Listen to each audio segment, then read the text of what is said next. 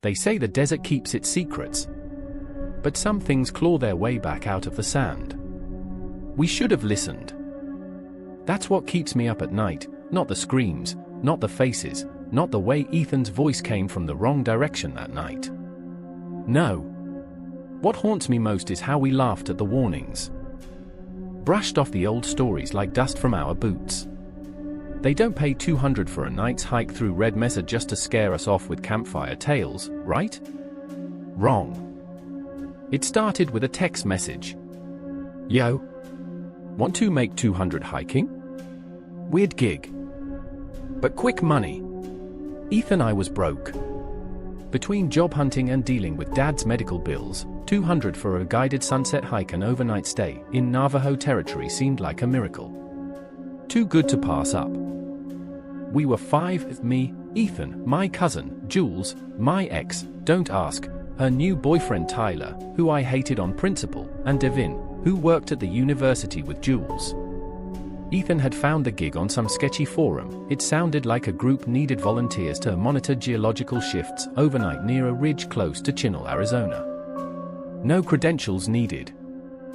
Just stamina. And willingness to stay overnight on Diesel Eneoadilai, the hallowed ridge. The name didn't mean much to us then. But the man who greeted us at the trailhead had eyes like broken glass. His name was Cal. He didn't say much as we signed the waivers. Just warned, low and even, don't leave the marked area. Don't wander after dark. If you hear something, pretend you didn't. We laughed, Tyler loudly, me a little nervously. Devin muttered something about tribal superstition. Cal didn't smile. Instead, he handed each of us a bone-carved token tied with leather string. Keep it around your neck. It's not for luck. The desert swallowed us by dusk. Giant red boulders cast long shadows, and the air turned crisp. We hiked past petroglyphs etched into sandstone, shapes of animals with too many limbs, spirals that seemed to shift when you weren't looking. Then we reached the ridge. The wind there had a sound, like breathing. Our camp setup was basic. A ring of stones, 2 tents, and a monitoring station, just a metal case wired to what looked like a Geiger counter and some seismic sensors. Devin was giddy, saying the area was geologically unstable, a fault line, maybe even pre-eruption signs. Jules rolled her eyes. Ethan pulled out a joint. Tyler went exploring. That's when things started going off. Tyler came back around 8 p.m. His face was pale, and his hands were shaking. There's something out there, he whispered, eyes darting past us into the shadows. A coyote, maybe. Jules offered. Tyler shook his head. No. It stood up. Like a person. Then dropped down and ran off on all fours. We laughed again. Nervously. Ethan offered him the joint, and eventually the tension bled away. But I noticed that Tyler never took his eyes off the ridge again. He didn't even blink. Around 10 p.m., the wind stopped. Just stopped. Dead silence.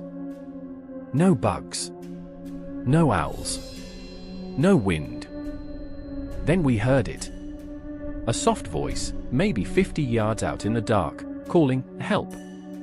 Please, help." It sounded like a woman. Wounded. Crying. I stood up, instinct pulling me toward the sound. But Cal's words slammed into my brain. If you hear something, pretend you didn't. Devin was already grabbing a flashlight. Could be a hiker. She might be hurt. Ethan grabbed his arm. No. No. That's not a person, bro. I heard stories from my uncle. Skinwalkers. That's a Navajo legend, Jules snapped. A witch that turns into animals, right? Come on. But Ethan wasn't laughing now. They can wear your skin. Copy your voice. And they lure you out by sounding like people who need help. If you follow them, they don't let you come back, I finished. Everyone stared at me. What? I said. My dad used to say that. The voice came again. Closer now. Please, it's cold, help me. Devin pointed the flashlight into the black. Nothing. Then a shape. Standing just beyond the light's reach. Too tall. Too thin. Arms too long. It swayed, like it couldn't quite balance on its feet. The light flickered. And the shape was gone. No footsteps. No sound. Just vanished. That's when the air changed. The smell of iron and rot hit us all at once. Ethan gagged. Jules covered her mouth. Tyler stood frozen, muttering, "It's wearing someone's skin. I saw it earlier. I swear to God, it had a human face, but the eyes, they weren't right. They blinked sideways." Devin, ever the skeptic, scoffed. "Probably a trick of the light. Pareidolia. Your brain making patterns." The flashlight snapped off. We were plunged into blackness. Not the kind of dark you get in a city or even a forest. This was the kind of dark that felt like drowning. Then the screaming started. Tyler. He was gone.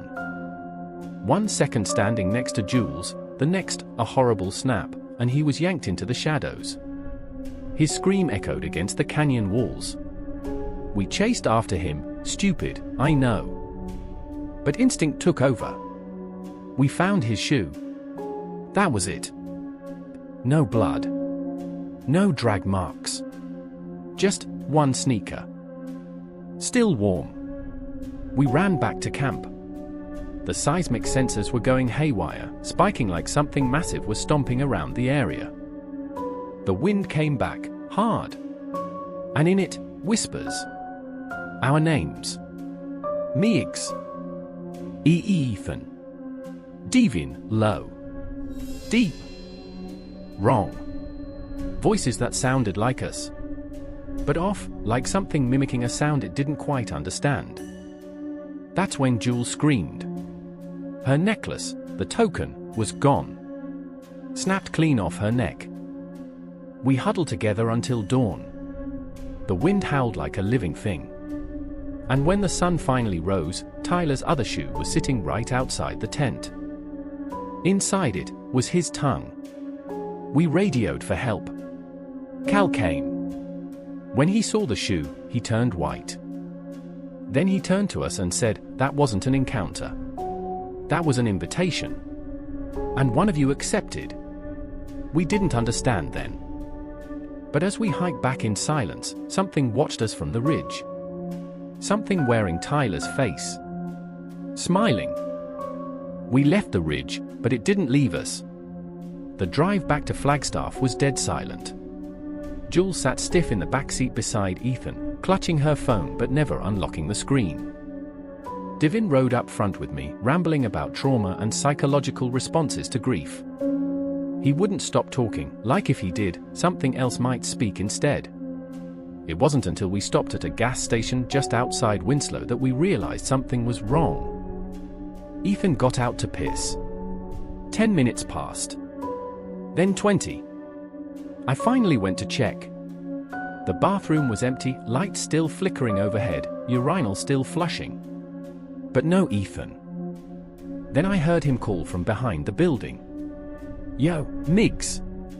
Over here!" I froze. Because Ethan didn't have reception back there. And the voice, it was wrong. Too dry. Too slow. Like his vocal cords were dragging through sand. "You good?" I called. Silence. Then, "Why'd you leave me on the ridge?" I backed away. Fast. Inside the car, Jules saw me and jumped out. "Where is he?" "I don't think that's Ethan," I whispered. But then Ethan walked right up to us from the opposite direction, holding 2 candy bars and a bottle of Gatorade. "What's going on? Where were you?" I asked. "In the store." He looked at me like I was crazy. Devin checked his phone's camera feed. He was. I saw him. But I swear to you, I heard his voice behind that building. And I know I wasn't alone. We drove in silence the rest of the way. No one mentioned Tyler. No one talked about what we'd seen. And by nightfall, everyone was gone. Back to their apartments. Back to pretending we weren't cursed. I didn't sleep. I just sat on the couch, clutching the token necklace like it was a crucifix. The thing is, I knew it had followed us. I could feel it. 3 days later, I got the call. It was Jules. She was whispering. Terrified. It's here. What do you mean? I woke up and I was in my room, but I was also standing at the foot of my bed. I thought she was losing it. Sleep paralysis maybe. Trauma. Guilt. But then she texted me a photo. It was a screenshot from her security camera. There she was, in bed, asleep. And there was another her, standing still in the corner of the room. Hair matted. Skin pale and stretched too tight over bone. Mouth open, unmoving. Gaping. Staring. I drove over without thinking. When I got there, Jules was on the floor, rocking back and forth, clutching her token. It had black streaks running through it now. Like it had been burned from the inside. I didn't open the door, she said. But it still got in. We stayed up the whole night, blinds drawn, all the lights on. At 3:12 a.m., her front door handle began to turn. Softly. Slowly. No knock. No footsteps. Just the click click click of metal straining against the lock. I reached for my pocket knife. Stupid, I know, but it felt better than nothing. Then we heard it. Miggs. Jules. Let me in. It's me, Ethan. But Ethan had just texted. He was at work. Downtown. I forgot my key, bro. Come on. You left me. Jules backed away, shaking her head. Then a loud knock. The handle twisted hard. The wood began to crack. We screamed and slammed Jules's bedroom door shut. I called Ethan. He picked up on the first ring. Dude, I'm at work. What's going on? He stayed on the line as we listened to footsteps shuffle back down the hallway. Jules started sobbing. When we crept back out an hour later, the front door was wide open. And on the welcome mat was a necklace. Not hers. It was Tyler's. Still stained with blood. We tried to bring it to the police. They laughed. Said it was a sick prank. That the desert can mess with your head, heat stroke, PTSD, hallucinations. Devin stopped returning calls altogether. A week passed. Then Ethan disappeared. I mean, fully vanished. No car. No signs of struggle. Just his apartment door hanging open, and the sound of running water from the shower. We found footprints in his carpet. Bare feet. But too large to be his. And they led in a circle, around the living room, into the kitchen, through the hallway. In and out. Over and over. As if something was trying to learn the space.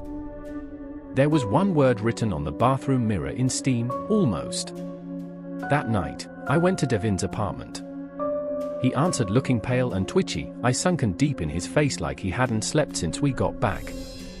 His apartment reeked of sage and burnt hair. I'm protected, he said immediately. I bought things. From a guy in Shiprock. He said Skinwalkers can't come in if you cover your windows with ashes and chant the protection prayer. Devin, I said, Ethan's missing. Then it's too late for him. He slammed the door in my face.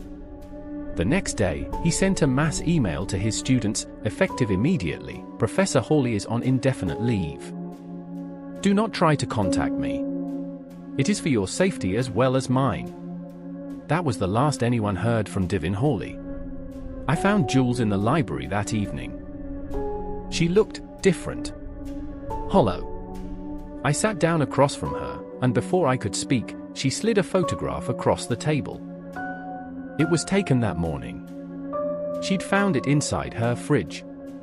It showed the 5 of us on the ridge, smiling. Except Tyler's face had no eyes, and Ethan's mouth had been scratched out. I flipped it over.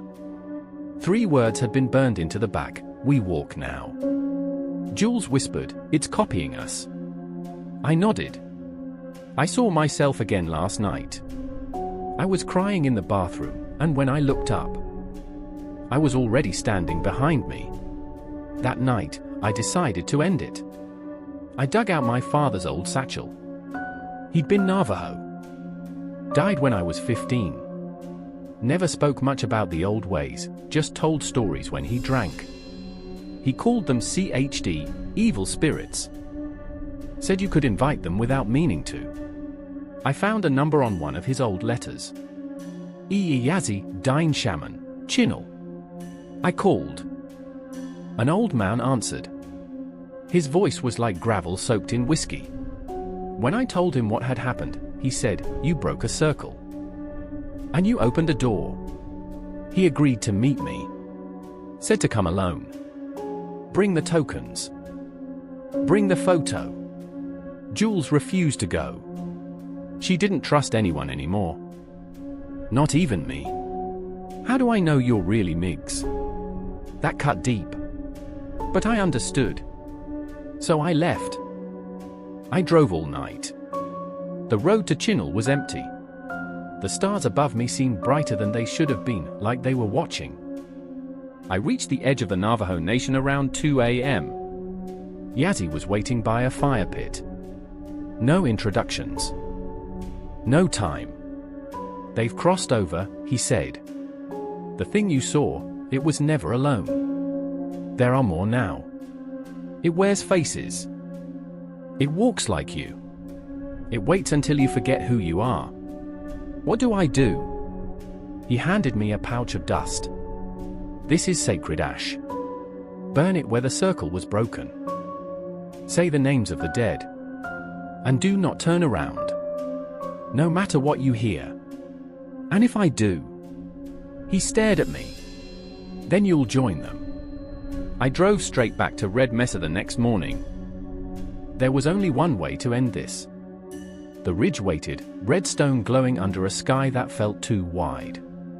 Too silent. I found the stone ring where we'd camped. Still there. I scattered the ash, lit the fire, and began to speak. Tyler Jensen. Ethan Reyes. Jules Walker, if you're gone, my voice cracked. The fire hissed. Then I heard it. Miguel, Tyler's voice. From behind me. "You came back. Thank you. Miggy. Bro. You found the way out. Come on. Just turn around. Let's go home. I forgive you." Then, my own voice. "Migs. It's okay now. You did it. It's over." I gritted my teeth and said the final name, Miguel Santiago. The wind exploded. The fire roared 10 feet high. The ridge screamed. And the voices stopped. I collapsed. When I opened my eyes, the fire was gone. The air was still. The ring of stones was just rocks now. But the photo was gone. In its place, 5 charred tokens. And one more. A 6th. Still warm. I left the ridge at sunrise, heart thudding in my chest. And I haven't heard a voice since. But sometimes, when I pass a mirror in low light, I see someone else walking past. Someone wearing my face. Not looking back. Just walking. 2 weeks passed. Silence returned, but it wasn't peace. More like the eye of a storm. I didn't sleep. Couldn't. Every time I shut my eyes, I dreamed of Tyler's face without eyes, of Jules standing behind herself, of Ethan's voice calling from the dark. I still had the 6th token. the one I found at the ridge. But no one could tell me who it belonged to. Not even Yazzie. I drove back to Chinnell to speak with him again. But his trailer was gone. Not abandoned, gone, gone, gone. As if it had never existed. Just tire tracks in the dirt and a burnt patch of ground where his fire pit used to be. I asked around. Locals shook their heads.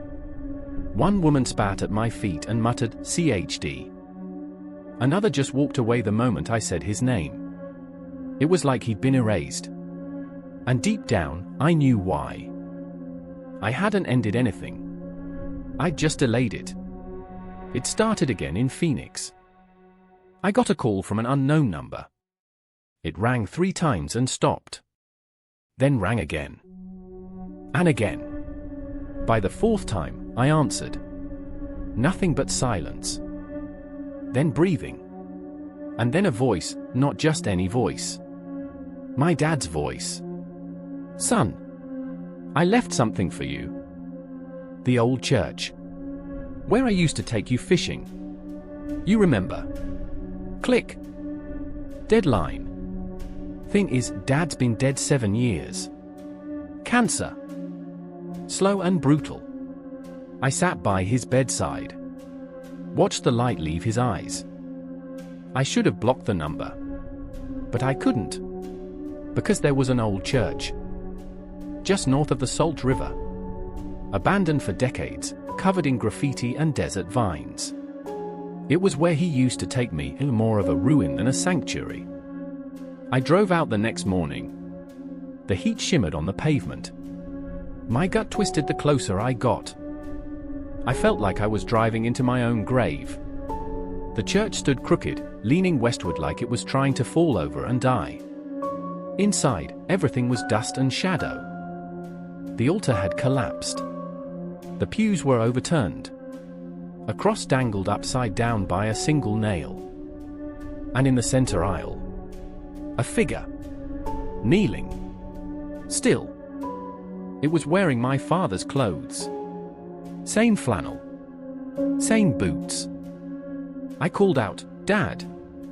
The figure twitched. Then stood. But its head turned all the way around before the body did. And the face wasn't Dad's anymore. It was mine. Eyes missing. Mouth split from ear to ear. It screamed. I ran. I didn't stop until I reached Jules' apartment. But when I got there, her neighbor was standing in the hallway, eyes wide. "You're her friend, right?" I nodded. "You should come in." Her front door was wide open. And inside, blood. Everywhere. Walls, floors, TV. Her token lay broken in a pool of it. Her bed had been torn apart, mattress gutted. But no Jules. Her laptop was still open on the table. A voice memo was paused mid-recording. I hit play. Her voice came through, shaky. It keeps whispering. All night. It knows things. Things I've never told anyone. I saw myself again. Only this time, it was inside the mirror. Watching me. It smiled. Silence. Then her voice changed. Just slightly. "I'm not scared anymore. I understand now. It wants us to be free. To let go of the old skins." Then a giggle. Light. Childlike. "Then, I think I'm gonna let it in." I deleted the file and left. That wasn't Jules anymore. I tried to warn people. Posted on forums. Sent voicemails. Tried local news. No one listened. Until I met Sarah. She was a nurse in Santa Fe. She reached out after reading one of my anonymous posts. Her brother had vanished during a hiking trip in the Chuscar Mountains. Left his campsite in the middle of the night, barefoot, without gear. The only thing found was his camera. The last photo he took? A blurred figure, standing in the trees. Wearing his face. She asked if I could help. I didn't want to say yes. But when I saw her necklace, the same carved token, I agreed. We drove to Chuskar that weekend.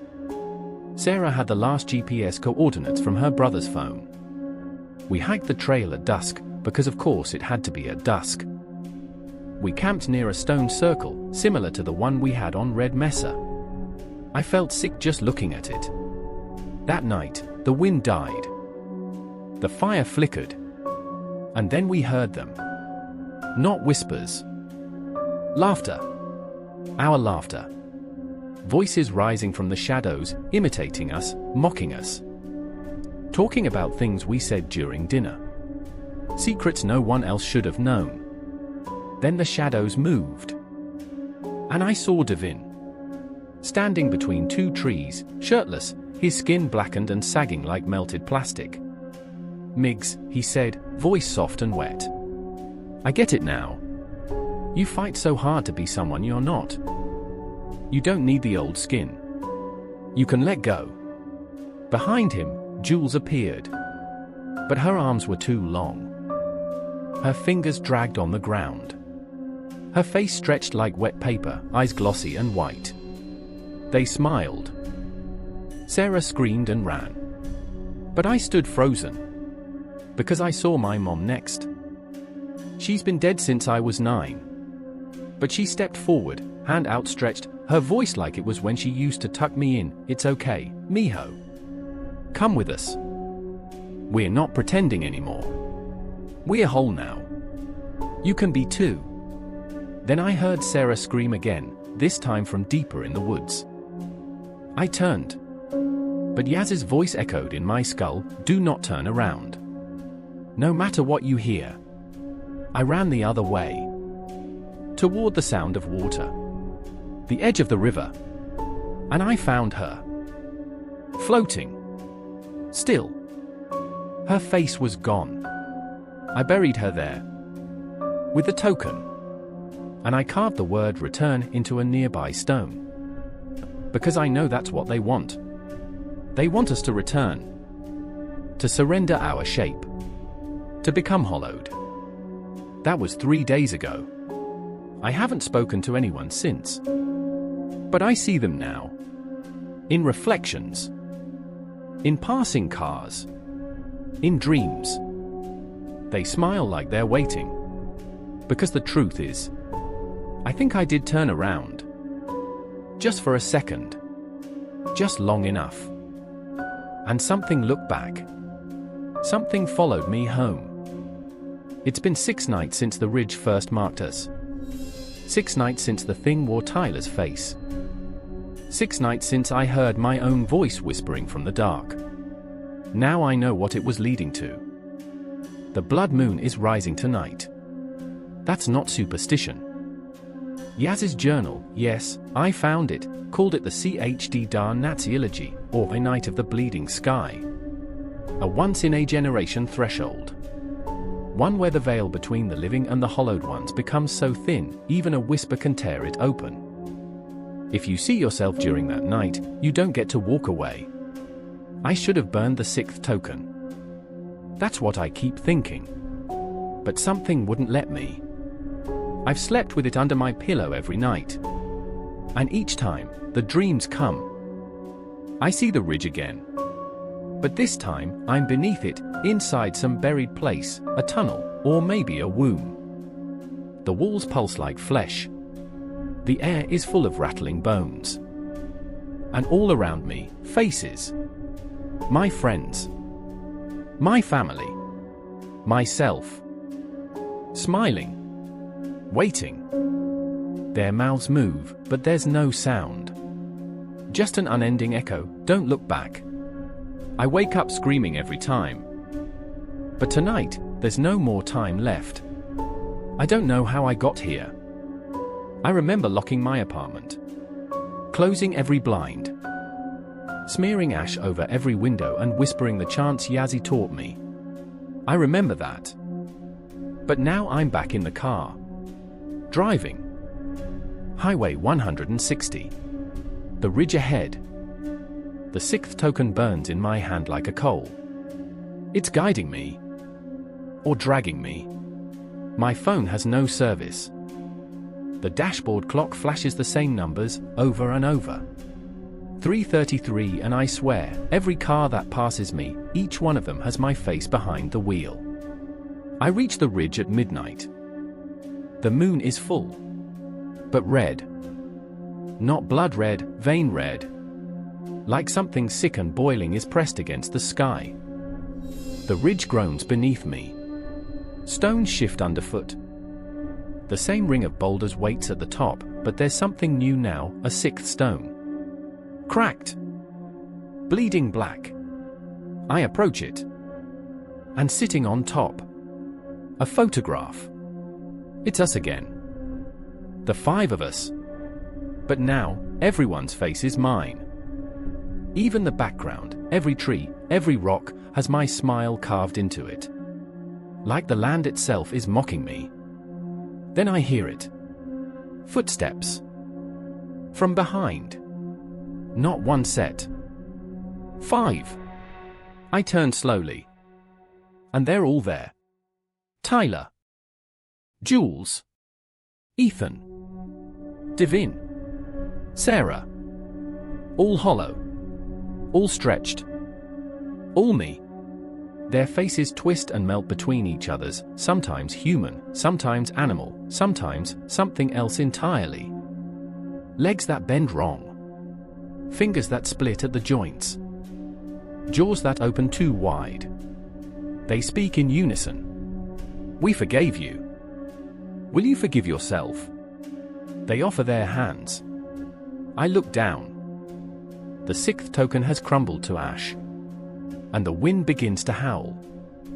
I back away, but I already know what's behind me now. The mirror. The last mirror.